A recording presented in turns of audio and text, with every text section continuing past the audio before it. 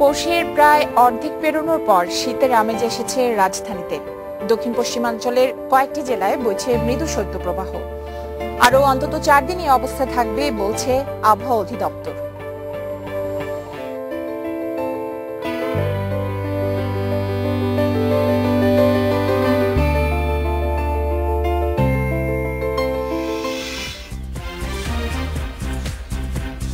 এক ঘন্টা আপনাদের সঙ্গে আছে আমি খালেদ মহিউদ্দিন। সবশেষে খবর আলোচনা বিশ্লেষণ নিয়ে থাকছি কাজী মহুয়া। আর খেলাধুলার সবশেষ খবর জানাবো আমি সাইদ সাদি। তবে আগে জানিয়ে দিচ্ছি শিরোনাম। বিদেশি টেলিভিশনে দেশি পণ্যের বিজ্ঞাপন প্রচার নিষিদ্ধ, নির্দেশ না মানলে সম্প্রচার বন্ধের হুঁশিয়ারি।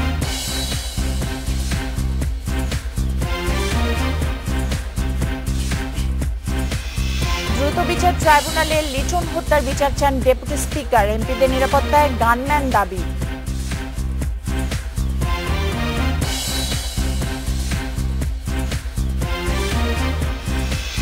ওডিআই ব্যর্থতা কাটিয়ে টাইগারদের টি-20 চ্যালেঞ্জ, একাদশে ফিরছেন সৌম্য।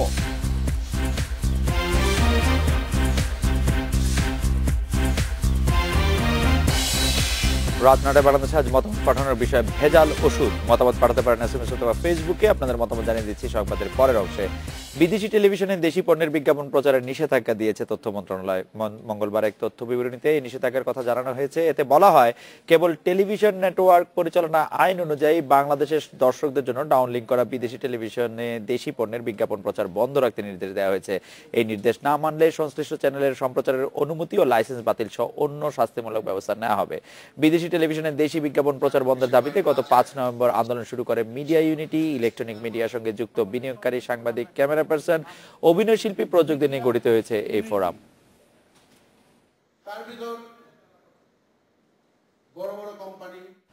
গাইবান্ধা 1 আসনের এমপি মঞ্জুরুল ইসলাম লিটনকে সুন্দরগঞ্জে বাবা মায়ের কবরের পাশে দাফন করা হয়েছে। এর আগে ঢাকা থেকে মরদেহ বাড়িতে পৌঁছানোর পর বিকেল 4টার দিকে তৃতীয় নামাজে জানাজা হয়। এ সময় লিটন হত্যার বিচার দ্রুত বিচার ট্রাইব্যুনালে করার দাবি জানান ডেপুটি স্পিকার ফজলে রাব্বি মিয়া।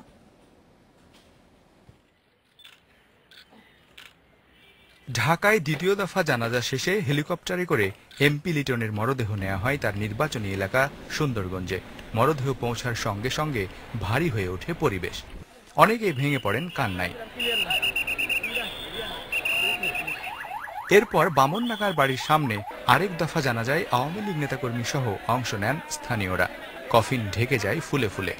এ সময় লিটন হত্যার বিচার দ্রুত শেষ করার কথা বলেন ডেপুটি স্পিকার ফজলে রাব্বি মিয়া। এই মামলাটি যে ধারায় বা যে প্রেক্ষাপটে হয়েছে, এটা অবশ্যই আইনের ধারা অনুযায়ী আইন নীতিগতভাবেই এটা দ্রুত বিচার ট্রাইব্যুনালে যাওয়ারই কথা। ঢাকা থেকে আওয়ামী লীগের প্রতিনিধি হিসেবে সুন্দরগঞ্জ যান কেন্দ্রীয় নেতা জাহাঙ্গীর কবির নানক।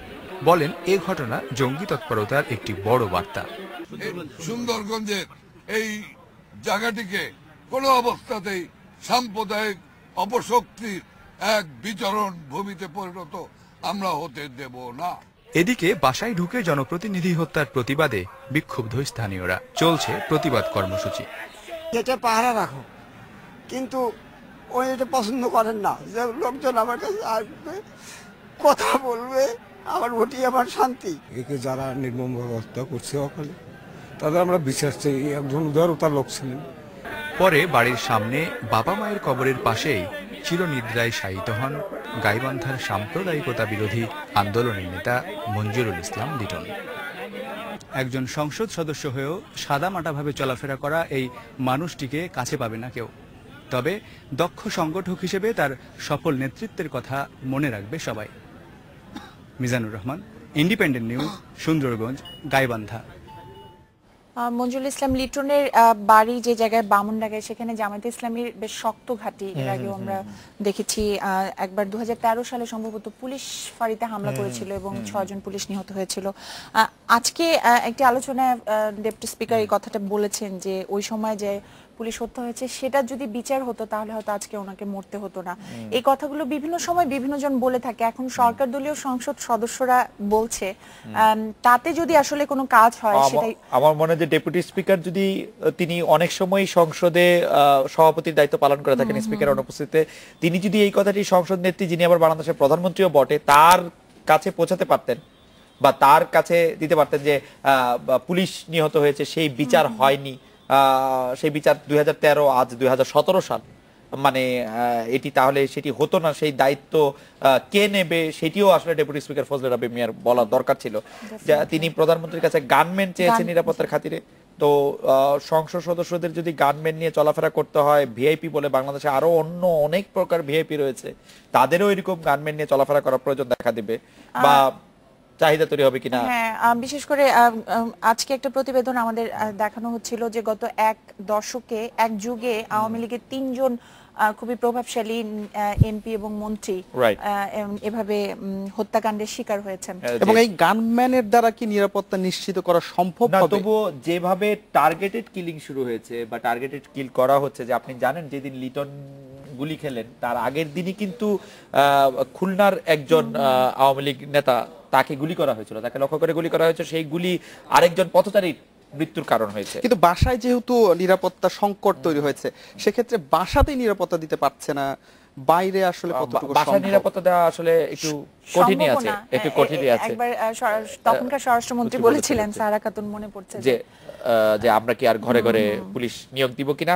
তবে এই পরিস্থিতি এবং বিচারহীনতা যেটি আজকে ফজলে রাব্বি মিয়া বলছেন, সেটির থেকে আসলে আমাদের রক্ষা পেতে হবে, ন্যায় বিচার করতে হবে এবং সকল ধরনের হত্যা, গুম, খুন সেগুলি বন্ধ করতে হবে। যাই হোক, বিএনপি জোটের উপর এমপি লিটন হত্যার দায় চাপানোর চেষ্টা করছে সরকার, এমন অভিযোগ করেছেন বিএনপি মহাসচিব মির্জা ফখরুল ইসলাম আলমগীর। অন্যের উপর দোষ চাপানো আওয়ামী লীগের অভ্যাস বলেও মন্তব্য করেছেন তিনি। ছাত্রদলের প্রতিষ্ঠাবার্ষিকী উপলক্ষে সংগঠনের নেতাকর্মীদের নিয়ে জিয়াউর রহমানের সমাধিতে শ্রদ্ধা জানানোর পর এই মন্তব্য করেন মির্জা ফখরুল। তিনি দাবি করেন সরকার আইন শৃঙ্খলা বাহিনীকে দলীয় স্বার্থে ব্যবহার করায় জনগণের নিরাপত্তা দিতে ব্যর্থ হচ্ছে। গণতন্ত্র ও মানুষের অধিকার রক্ষায় সবাইকে ঐক্যবদ্ধ হওয়ার আহ্বান জানান বিএনপি মহাসচিব। তারা তাদের অপকর্মগুলোকে সবসময় অন্যের ওপরে চাপিয়ে দিতে চায়, এটা তাদের স্বভাব, কিন্তু এতে সত্য কখনো চাপা থাকে না। আজকে এই হত্যার মধ্য দিয়ে প্রমাণিত হয়েছে যে এই সরকার সম্পূর্ণ ব্যর্থ হয়েছে আইন শৃঙ্খলা পরিস্থিতি এবং জনগণের নিরাপত্তা দিতে। তাদের প্রশ্রয়ের কারণে আজকে দুর্বৃত্তরা মাথা চাড়া দিয়ে উঠেছে সমগ্র সমাজ এবং রাষ্ট্রে। নির্বাচন কমিশন গঠনে সার্চ কমিটির দরকার দেখছেন না জাতীয় পার্টির একাংশের চেয়ারম্যান আনোয়ার হোসেন মঞ্জু। বঙ্গভবনে বিকেলে রাষ্ট্রপতি মোহাম্মদ আব্দুল হামিদের সঙ্গে বৈঠক শেষে একথা জানিয়েছেন তিনি। নির্বাচন কমিশনের ধারাবাহিকতা রক্ষায় দলের পক্ষ থেকে একাধিক ধাপে কমিশনার নিয়োগের প্রস্তাব করা হয়েছে। স্থানীয় নির্বাচনে টাকার ছড়াছড়ি হয়েছে উল্লেখ করে জাতীয় নির্বাচন অবাধ ও সুষ্ঠু করার দাবি জানিয়েছে জেপি। নির্বাচনের সময় সংশ্লিষ্ট এলাকার বাইরে থেকে নির্বাচনী কর্মকর্তা নিয়োগেরও প্রস্তাব করা হয়েছে।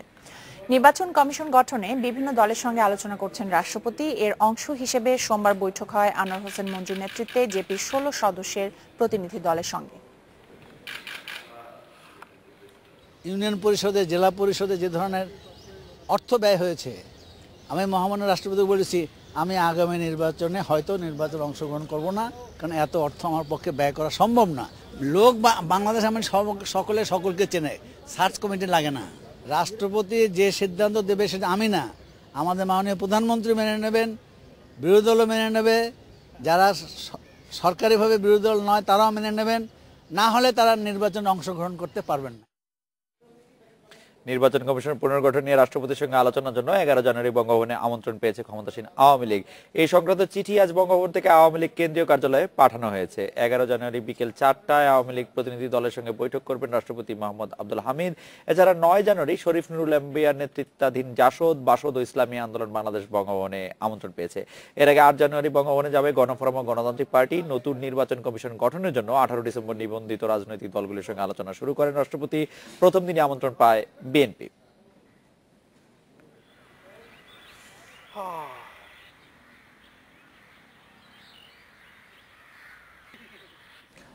এবার একটা বিরতি নিচ্ছি।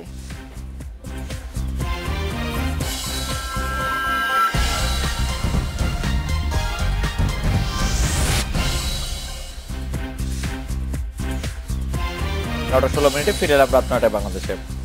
বিএনপি চেয়ারপারসন বেগম খালেদা জিয়ার কাছে পদ্মা সেতু প্রকল্পে দুর্নীতির অভিযোগের প্রমাণ চেয়েছে আওয়ামী লীগের সাধারণ সম্পাদক ওবায়দুল কাদের।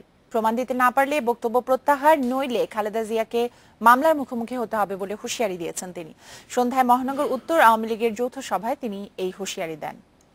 চ্যালেঞ্জ করছি বেগম জিয়া, আপনি যদি প্রমাণ করতে পারেন, তথ্য প্রমাণ নিয়ে পদ্মা সেতুতে দুর্নীতি হয়েছে, আমরা আপনাকে চ্যালেঞ্জ করছি, আপনাকে তথ্য প্রমাণ দিয়ে সাফিসিয়েন্ট এভিডেন্স দিয়ে প্রমাণ করতে হবে, অন্যথা বক্তব্য প্রত্যাহার করতে হবে, অন্যথায় আপনাকে মামলার সম্মুখীন হতে হবে।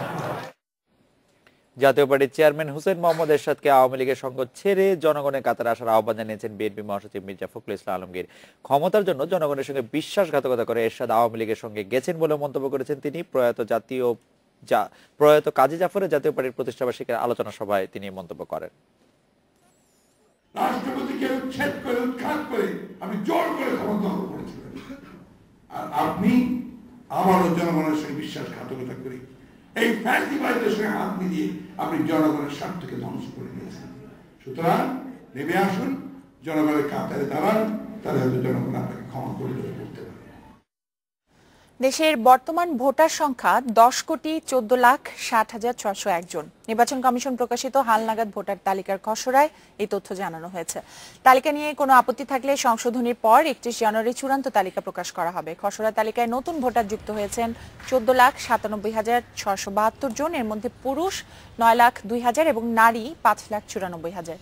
সংশ্লিষ্ট জেলা ও থানা নির্বাচন অফিস, রিভাইজিং অথরিটি কার্যালয়, পৌরসভা, ইউনিয়ন পরিষদ, ওয়ার্ড অফিস ও ক্যান্টনমেন্ট বোর্ড অফিসে এই তালিকা উন্মুক্ত থাকবে।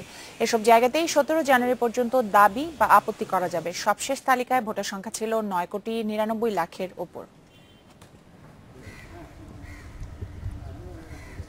খেলাধুলা খবরের জন্য সাইদ সাদি আমাদের সঙ্গে আছেন। সাইদ সাদি, মেয়েদের খেলার কথা আমরা জানি যে তারা জিতেছেন, কিন্তু একটি বিষয় আমার, আগামীকাল বাংলাদেশ টি-20 খেলতে নামছে, সেই দল ঘোষণা করেছেন এইখান থেকে বিসিবি সভাপতি। এটা কিরকম? আসলে বিসিবির সভাপতির কাছে গণমাধ্যম কর্মীদের আসলে জানার বিষয় ছিল যে একাদশটা সভাপতি কিন্তু মাঝে মাঝে টিম ম্যানেজমেন্টের সঙ্গে আলোচনা করছেন এবং এখান থেকেও তিনি যোগাযোগ করে যাচ্ছেন। জি যাচ্ছেন, সেই খবর তো রয়েছে। আমার কাছে আরো কিছু খবর রয়েছে, সেগুলো আমরা জানাবো। তার আগে একটা বিরতি নিতে হচ্ছে, আর বিরতির পর ফিরে এসে যা থাকছে।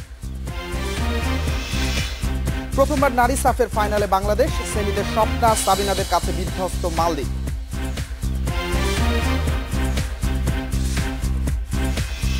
এবছর অন্তত 5টি প্রীতি ম্যাচ আয়োজনের পরিকল্পনা বাফুফের, বয়স ভিত্তিক ফুটবলে জোর।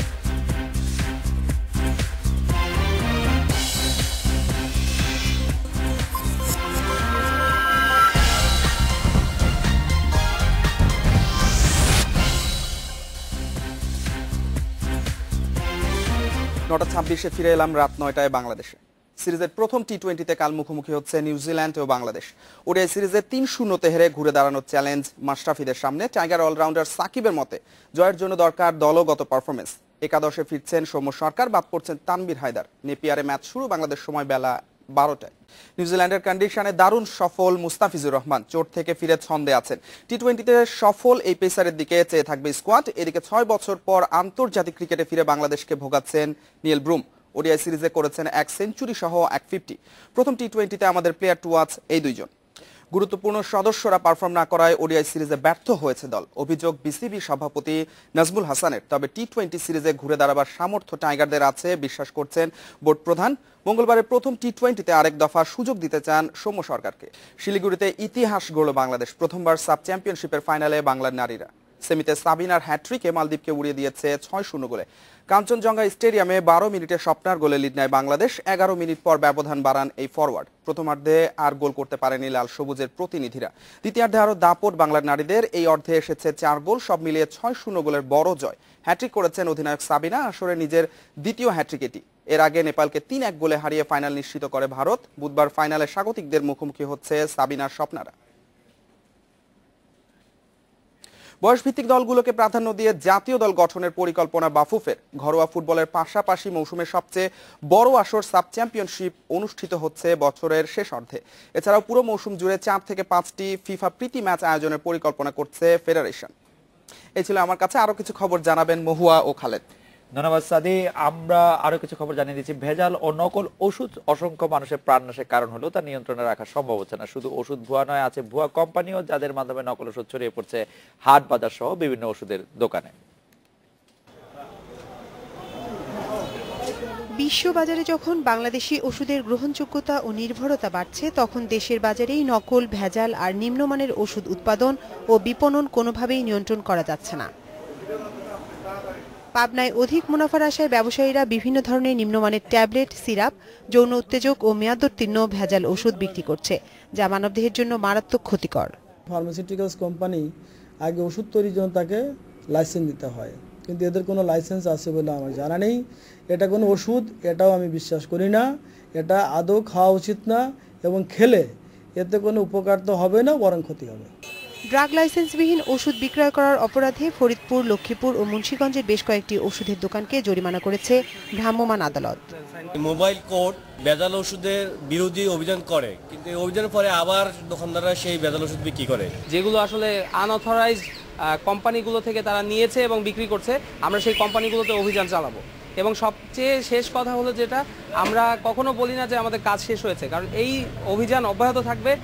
কঠোর মনিটরিং ও কার্যকর শাস্তির ব্যবস্থা না থাকায় ভেজালকারীরা বেপরোয়া হয়ে পড়ছে বলে মনে করছে প্রশাসন। এই সমস্ত নিম্নমানের ওষুধ তারা বিক্রি করে মানুষের জীবন ছিনিমিনি খেলতে না পারে, এবং এই অভিযান চলতেছে এবং এটা চলমান আছে, এবং এটা আগামী দিনগুলিতে ইনশাল্লাহ আমরা পরিচালনা করে যাব, ততদিন পর্যন্ত না এটা উচ্ছেদ হয়েছে।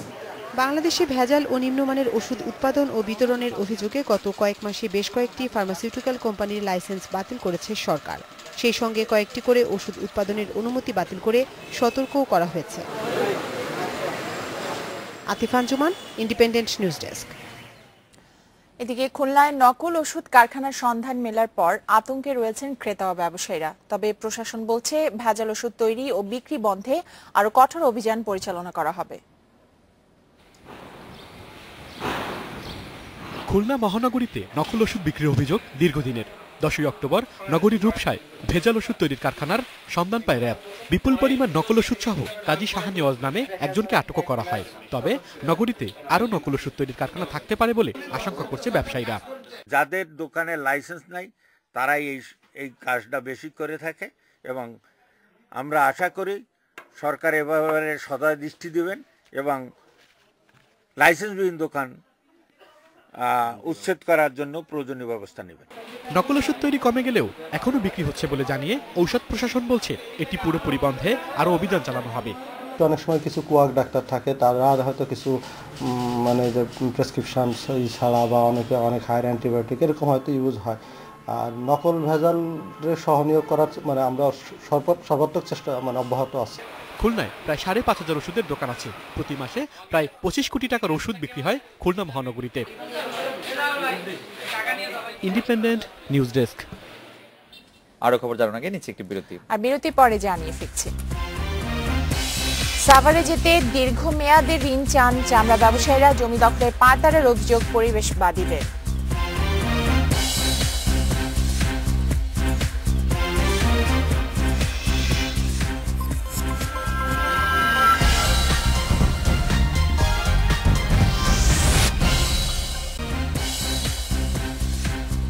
রাত 9টা বেজে 45 আমরা ফিরে এলাম। আর্থিক সংকটের কারণে সাভারের ট্যানারি সরানোর কাজ সময় মতো শেষ হচ্ছে না বলে দাবি ব্যবসায়ী নেতাদের। এজন্য স্বল্প সুদে দীর্ঘমেয়াদী ঋণ চান তারা। তবে পরিবেশবাদীদের অভিযোগ, হাজারীবাগের জমি দখলে রাখতেই সাভারের ট্যানারি সরাতে গড়িমসি করছেন কিছু মালিক। বারবার সময় দেওয়ার পরও হাজারীবাগ থেকে সাভারে পুরোপুরি স্থানান্তর হয়নি একটি ট্যানারিও। রোববার আরেক দফা সময় বাড়িয়েছে সরকার। ফেব্রুয়ারি থেকে সব ট্যানারিকে সাভারে ওয়েট গ্লুর কাজ করতে বলা হয়েছে, আর পুরোপুরি সরিয়ে নিতে বলা হয়েছে মার্চের মধ্যেই।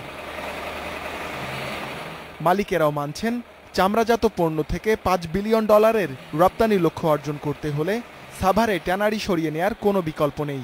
এক্ষেত্রে অর্থের সংকটকে বড় বাধা বলছেন তারা। এন্টারপ্রেনাররা যেহেতু একটা ক্রাইসিসে আছে, 60 বছরের জঞ্জাল আমরা একসাথে মুক্ত করে একটা নতুন জায়গায় যাচ্ছি, সেখানে সার্ভাইভ করার জন্য আমরা যদি এই সাপোর্টটা পাই যে আমাদেরকে একটা মানে কম সুদে একটা লং টার্ম লোন, তাহলে এই প্রজেক্টটাকে সাকসেস করার ক্ষেত্রে আরও অনেক বেশি এফেক্টিভ হবে।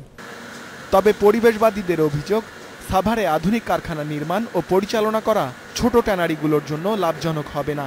এজন্যই গড়িমসি করছে তারা। পাশাপাশি হাজারীবাগের জমি দূষণমুক্ত করা ও ব্যবহারে অ্যাকশন প্ল্যানের তাগিদ দিচ্ছেন তারা। সরকারকে এই চোর পুলিশ খেলা বন্ধ করার জন্য দৃঢ়ভাবে আহ্বান জানাই এবং আমরা মনে করি এই 31শে জানুয়ারি যেন 31শে জানুয়ারি হয় এবং 31শে জানুয়ারি 2017 হয়, এটার জন্য সরকার নিশ্চিত করে। মনে রাখা দরকার, সিংহভাগ বড় বড় শিল্পপতিরা এখান থেকে ইতিমধ্যে চলে গেছেন। যারা রয়েছেন তারা আসলে এই শিল্পের জন্য যথোপযুক্ত নন। এদিকে এ দফায় ট্যানারি সরিয়ে নিতে ব্যর্থ হলে অ্যাসোসিয়েশন থেকে কোনো সহযোগিতা দেয়া হবে না বলে জানিয়েছেন ব্যবসায়ী নেতারা। Ruhul Amin, independent news, Dhaka. ভেজাল ওষুধ এই বিষয়ে আপনাদের মতামত জানতে চেয়েছিলাম আমরা। আরিফ বলছেন ভেজাল ওষুধ সমস্যা সমাধানে সবাইকে এগিয়ে আসতে হবে। মনিরুল বলছেন এই ভেজাল ওষুধ যারা তৈরি করে তাদের চিহ্নিত করে আইনের আওতায় আনতে হবে। ইহসান বলছেন আশা করি সরকার ভেজাল ওষুধ দূর করতে প্রয়োজনীয় ব্যবস্থা নেবে। রাহুল বলছেন ভেজাল ওষুধের আতঙ্কে মানুষ ওষুধ কিনতে ভয় পাচ্ছে। শাহরিয়ার বলছেন ভেজাল ওষুধ তৈরি প্রতিরোধে আরো কঠিন আইন করতে হবে। আকবর বলছেন ওষুধ দোকানের পাশাপাশি মূল হোতাদের দৃষ্টান্তমূলক শাস্তি দিতে হবে। তন্ময় বলছেন ভেজাল ওষুধ কারখানার বিরুদ্ধে কঠোর ব্যবস্থা নেওয়া দরকার। সুজন বলেছেন ভেজাল ওষুধে দেশ ভরে গেছে, তাই সরকার জনগণ মিলে ভেজাল মুক্ত দেশ গড়ার প্রত্যয় নিতে হবে। সাদ্দাম জানিয়েছেন সরকারের কাছে অনুরোধ, ভেজাল ওষুধের বিষয়ে দ্রুত পদক্ষেপ নিয়ে উৎপাদন বন্ধ করুন। ভেজাল ওষুধটি নিয়ে আসলে আমাদের যারা দর্শক আছেন তারাই শুধু নয়, আমাদের যারা আমরা ভোক্তা আছি তারা সবাই আসলে কম বেশি চিন্তার বিষয়, যেটা কি আপনি সুস্থ হতে চাইবেন সেটাতেই যদি ভেজাল থাকে। হ্যাঁ, আপনি দেখেন যে বেশি দিন আগের কথা নয়, কয়েকদিন আগে সেটির রায় বেরোলো যে প্যারাসিটামল খেয়ে, বিষাক্ত প্যারাসিটামল খেয়ে আমাদের অনেকগুলো শিশু তাদের যদিও সেই রায়ে রিড ফার্মার তেমন কিছু হয় না, তারা জামিন পেয়েছেন কারণ উপযুক্ত প্রমাণাদি ছিল না। তো সেই ভেজাল ওষুধ বন্ধে সরকার আসলে কতটা কি কার্যকর হতে পারবে সেটি যেমন সরকারের পক্ষে আসলে নিশ্চিত করতে হবে, এবং যারা ব্যবসায়ী আছেন তারা যেন সাধু পন্থায় থাকেন, অসাধু পন্থায় খুব বেশি দ্রুত টাকা পয়সা বানিয়ে যারা ওষুধ কেনে আমার মনে হয় তাদেরও কিছুটা সচেতন হয়ে এবং যেগুলো ভালো কোম্পানির ওষুধ বা অনুমোদিত কোম্পানি আছে, অনেক সময় আসলে আমাদের কিছু কিছু জনগোষ্ঠী এরকম যে তারা আসলে সেটি করার সুযোগ পায় না, সেই সুযোগটি আবার অসাধু ব্যবসায়ীরা নিয়ে থাকেন। যাই হোক, আমাদের দর্শকদের ধন্যবাদ জানাতে চাই যে তারা আপনাদের মতামতের জন্য অনেক ধন্যবাদ। এবার শীত এসেছে অনেকটা দেরিতে। যশোর সহ দক্ষিণ পশ্চিমাঞ্চলের কিছু জেলায় মৃদু শৈত্যপ্রবাহ বইছে, বাড়ছে ডায়রিয়া, নিউমোনিয়া সহ ঠান্ডা জড়িত রোগের প্রকোপ। আবহাওয়া অধিদপ্তর জানিয়েছে আরো অন্তত 4 দিন চলবে শৈত্যপ্রবাহ। শুক্রবার রাত থেকে মৃদু শৈত্যপ্রবাহ বয়ে যাচ্ছে উত্তরের জনপদ ঠাকুরগাঁওয়ের উপর দিয়ে। দুপুরের আগে মিলছে না সূর্যের দেখা, কাজের অভাবে অর্ধাহারে দিন কাটছে নিম্ন আয়ের মানুষের। এই আমাদের ক্ষেতগুলা নষ্ট হয়ে যাচ্ছে শীতের কারণে, বীজ দেওয়া লাগতেছে, তবুও কাঁপতে কাঁপতে সূর্যের মুখ আমরা দেখতেই পারতেছি। রোববার রাতে যশোরে সর্বনিম্ন তাপমাত্রা রেকর্ড করা হয়েছে 9.6 ডিগ্রি সেলসিয়াস। শীতের পাশাপাশি ঘন কুয়াশা আর ঠান্ডা বাতাস শীতকে বাড়িয়ে তুলছে কয়েক গুণ। পৌষের মাঝামাঝি চুয়াডাঙ্গায় তাপমাত্রা নিম্নমুখী। আবহাওয়া অফিস বলছে এবছর জেলায় মোট বৃষ্টিপাত গত বছরের তুলনায় কম ছিল, তাই এবার শীত বেশি অনুভূত হচ্ছে। গত বুধবারে চুয়াডাঙ্গাতে দেশের সর্বনিম্ন তাপমাত্রা 9.6 ডিগ্রি সেলসিয়াস রেকর্ড করা হয়েছে। তো এই তাপমাত্রা কমার সাথে সাথে কুয়াশার তীব্রতাটাও অনেকটা বেড়েছে, বাড়ার কারণেই জনজীবনে কিছুটা অস্বস্তি ভাব লক্ষ্য করা যাচ্ছে। নেত্রকোনার হাওড় ও পাহাড়ি অঞ্চলে জেঁকে বসেছে শীত। জেলার 10 উপজেলার হাওড় অধ্যুষিত মদন, মোহনগঞ্জ ও খালিয়াঝুরি আর কলমাকান্দা ও দুর্গাপুরের পাহাড়ি অঞ্চলের মানুষেরা বিপাকে পড়েছেন। আগুন জ্বালিয়ে শরীর গরম রাখার চেষ্টাও খুব একটা কাজে আসছে না। এতটা শীত ছিল না, এখন আস্তে আস্তে শীতের প্রকোপ আস্তে আস্তে বাড়তেছে। এখন শীতটা আমাদের কিছুটা কায়দা করতেছে এবং আমাদের কষ্ট হয় কিছুটা আর কিছু। মেঘনা তীরবর্তী লক্ষ্মীপুরের জনজীবনও স্থবির। ঘন কুয়াশায় রবি শস্যের ক্ষতির আশঙ্কা করছেন চাষিরা। বাড়ছে ডায়রিয়া ও নিউমোনিয়া সহ ঠান্ডাজনিত রোগের প্রকোপ। কৌশিক সুর, ইন্ডিপেন্ডেন্ট নিউজ। এই ছিল রাত 9টা বাংলাদেশের আয়োজনে। আজকে রাত 9টা বাংলাদেশ শেষ করব মঙ্গোলিয়ার ডগ স্লেজিং প্রতিযোগিতার কিছু ছবি দেখে। তার আগে আমরা বিদায় নিচ্ছি। আমন্ত্রণ পরের আয়োজনে। শুভরাত্রি।